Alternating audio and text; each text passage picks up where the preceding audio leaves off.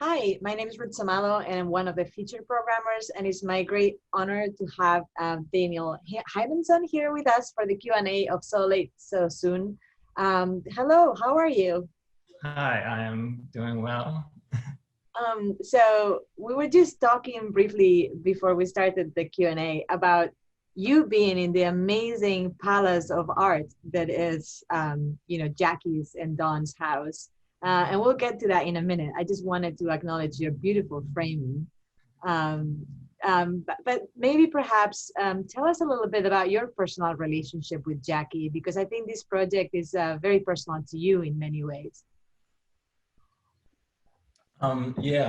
So Jackie taught a weekend art class at like a children's art class at the School at Art Institute in Chicago. Um, and when I was like 5 years old, my sister and I took that class, and so she's always been someone that's been a part of my life. And they were just these incredible classes, and uh, she would like transform this space. You see some of that in the film, but she would like sort of transform the space of the classroom into being these different environments. She would like put crumpled up brown paper on the walls, and we'd make paint brushes out of like sticks and fur and sort of be cave painting. And like, they were just like, just these incredible classes that she had. And then my family stayed in contact with her, and we'd like have lunch with her every couple months. Um, and then when I got a bit older, I'd come over to the house, and we'd play music together. She was just always someone who was sort of who I looked up to and sort of felt very lucky to know. And I always loved her artwork, and I just thought she was like very cool, And so She's a total rock star, and also like in her very rebellious interdisciplinary way. She's so many things. She's a great dancer, a great artist, a perfect painter and conceptual artist, dancer on roller skates. Like yeah, there is no limits to what she can do. And I love how much she infuses that love for art and playfulness into teaching art to students. Were you at all part of those beautiful archival images of like her teaching kids? I'm not at any of the archival, unfortunately. But I could be, but that's not my particular class. And she just has this like brilliant attitude, blurring the lines between like art and life. And her house was a testament to that. Her artwork was a testament to that, and the way she lives her life. And I wanted to ask you about, knowing her so well, and knowing what a deeply layered person she is. What was the conversations that you had with her in order to access this very intimate realm of her life with Dawn, which is something that she's, expressed, that is something she's very afraid of, this level of intimacy. Yeah, I mean, the project like evolved very much. So like those conversations happened. Like there were lots of different sort of conversations that happened as the film became different things. Like when I began filming, it wasn't as like it wasn't as intimate, I guess. Like, and it wasn't about her relationship with Don. Like I started out wanting to make a film um, about her artwork and her teaching, and it was going to be more so like here are like a series of interviews with Jackie with some archival interspersed. And so I started doing that, and I think that conversation was it wasn't as much of an ask of her, because she wasn't giving as much in that type of a film. And then it wasn't asking her to sort of be so open with her life. And so we started that process, and sort of I had this footage that I had shot, and it didn't really show what I thought was so special about who she was, and sort of this and so I went back, and it sort of slowly became this other thing. And I think that like we became much closer through I shot like the film. I was working on the film for over the course of about 8 years. Most of the footage is from like 3 or so months, but like that's when I was shooting. And And so we got much closer. Like I knew her throughout my whole life, but like through making the film, we became like very, very close. And me, her, and Don sort of like, I mean, I've spent more time with them over the past decade, like by far than anyone else in my life. And like, and so like, I think that the like closeness in the film is just because we were spending a ton of time together, and but there were sort of periodically conversations where I was asking sort of to film more, or to film, you know, in maybe during moments that would be maybe a little bit uncomfortable for them. And so I was asking for them to sort of like do me a favor, or sort of like do, give, you know, they gave a lot to the film and were like very, very generous with me. I'm sort of rambling now, but. No, it is, you know, I think one of the most difficult things to capture in documentary is this level of intimacy where you don't feel that things are staged or prompted by the camera, but things are happening like in real time. And I think you've accomplished, just by virtue of being there and being somebody they deeply trusted and liked, for that to happen. So it's, you know, we see them like in very tender moments where they're like really playful and like playing games with each other while they're eating. And then we see them in moments where, you know, their life is literally falling apart and their health is falling apart. And perhaps because of that, they feel like there is unresolved conversations that need to happen, you know, like conversations about the nature of their relationship. And it's really interesting how those two things come together, you know, the frailty of their bodies, and some of the kind of like unfinished conversations that they've maybe had about their expectations from each other, you know, romantically or in terms of household world, you know, work. And in many ways, what I think is brilliant in this film is that those things are not separate from who we are. And in the film, they're not separated. You know, we get to know them gradually, and we get to know more of their artwork and what they represent, you know, in the Chicago environment and in the larger American art world. But also we get to see their creative process and their personal relationship. So I think maybe you can talk to us a little bit about how did you braid it in all these narratives in the film? Like, how did you went about, you know, doing the edits and giving us this final film? Like what were the, like, you know, your main ideas? I mean, I guess we like started the edit just sort of like picking footage that sort of like me and my editor, Isidore Bethel, like just sort of picking footage that spoke to us for like any reason, sort of without thinking much about sort of what we were looking for in any way, just something that was exciting for us for any reason.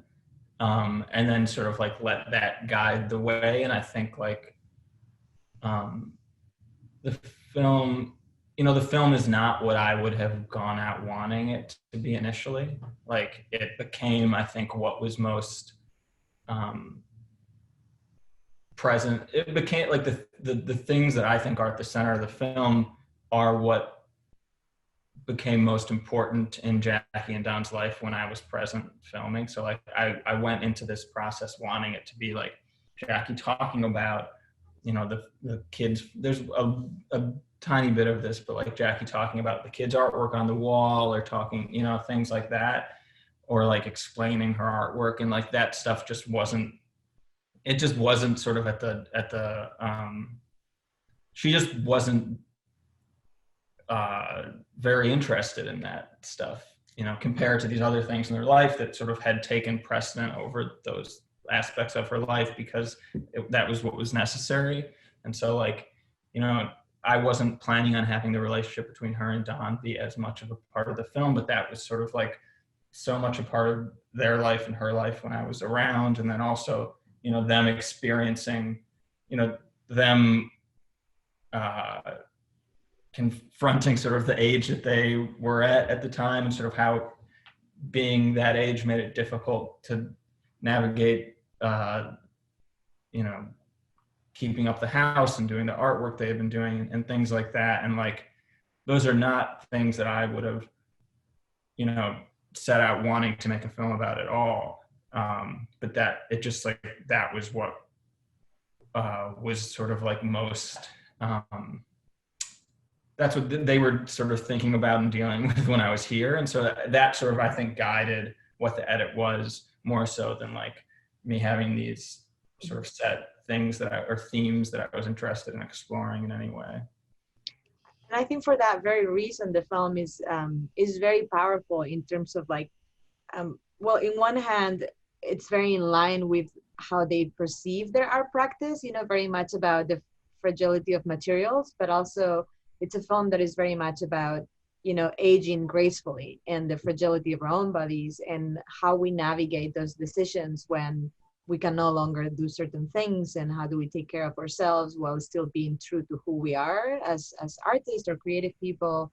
And I think that's brilliant, even if there is like an eerie undertone to the whole film, because, and I don't know if this is just because, or is this just them, or is because there is this kind of like little shadow kind of looming over, which is the shadow of, well, you know, there's difficult things that are about to happen, whether we see them in the film or not. I think there's like a foreshadowing of, you know, end of life, but it's embraced in such a generous way that I feel the film seems very empowering. Yeah, I mean, I think that I mean, I find like the way that Jackie, one thing I think of sort of like related to that is like Jackie's like work on the computer, and sort of like she doesn't really know how to use the computer that well. She's like, you know, confused by a lot of stuff on the computer, but she's just like figured out how to make it work, you know, because that's like her work for decades has been so physical, and now she sort of hasn't, it's like she's just, you know, she's somehow figured out how to make it work so that she can just sit down and she doesn't have to move a lot. And if her knees are hurting or something like that, she can just sort of like sit down and make those slideshows and make that video art. And so she'll just like figure out a way to make it work no matter what, and figure out a way to sort of like be, you know, the artist she is, like despite like anything that's going on. So yeah. Before you tell us why you are in her house right now and what's been happened with them, can you tell us if they saw the film and what was their feedback? So Don never saw the film. Don died a year ago, or a little over a year ago. And so, yeah, I mean, that sucks that he never got to see it. But I mean, I was able to show him some footage like periodically. But yeah, I would have loved for him to have been able to see the film. And Jackie, I was like super worried about what she would think about the film, you know, for years, because it's like what she thinks about things is very unpredictable, and I know her very, very well, and I can never predict what she'll think about something, especially like a movie or like a song or something like that. And she's very, very opinionated about those things. And like early on, I would show her, like there's a movie I really like called A Married Couple by Alan King, and like what he did when he shot that film was like he would show them all the footage after he shot it, like the dailies basically, and just like and I was like sort of doing that where I'd like shoot and then I'd show her the footage, and like she would get angry about like a dark broom in the background of a shot or something, like making the color in the house look a certain way. And so and she would be like, oh, you can't use that footage. And then things that I'd be worried about, like, let's say she's crying or something like that. I'd be like, oh, I don't know if I should show her this. She just like wouldn't care about that stuff at all. Like it didn't like phase her as being, yeah. But and so I was like, I can't really show her footage all the time, or I'm just not going to be able to make a movie. And so I was like worried. And we had been in the edit for like 2 years, and she hadn't seen one cut. And then, so then I showed her I showed her the film like right after we finished like color and stuff. And she was like, she feels like very proud. It sort of couldn't have been a better experience watching the film with her. And she was like laughing throughout the film, and she feels very proud of it. And so yeah, yeah. So that's like makes me feel so good, especially because she also put like years of work into the film. And so it's like, it means a lot that she also likes it. And we're gonna have to leave it soon, but can you tell us what's been happening with Jackie? How is she doing? And what is happening to her artwork and her space? So she, like a little bit after I stopped filming, it ended up being hard for the two of them to live in the house. And so she lives in like a smaller apartment, like a senior living community.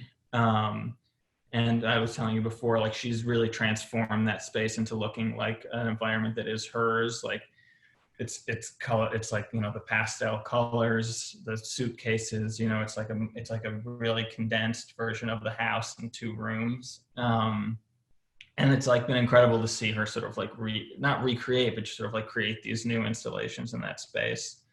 And the house is sort of, she's slowly moving out of it. Like it's been, slowly sort of moving the like very specific items from like the house into a storage locker, and that, choosing, it's like taking just the most important things, like really editing out sort of like the house and like choosing the most important things and putting them in that apartment. And she's trying to sell it. So, yeah.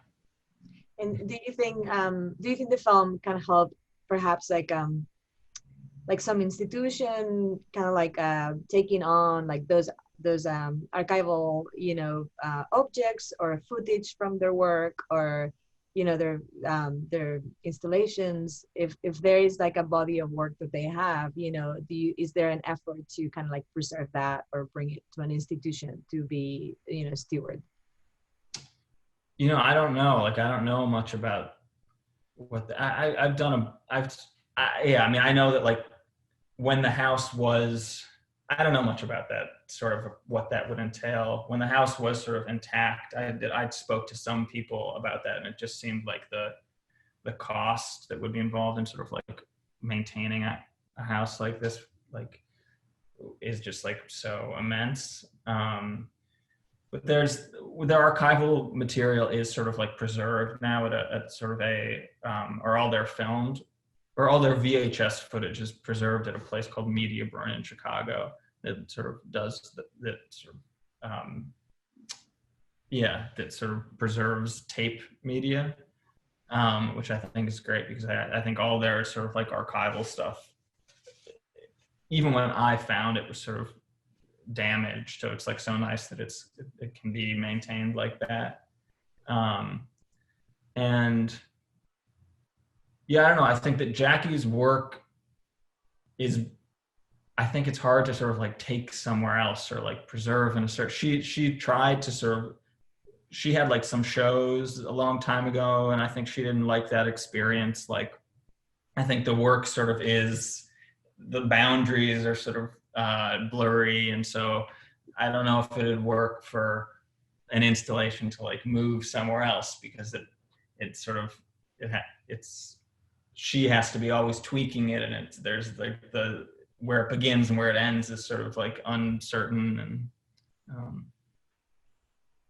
yeah. Well, fortunately we have your film, so we can get a glimpse into their creative process. And thank you so much for sharing it with us. It's a pleasure to meet you, Dana. Yeah, you too. Thank you very much.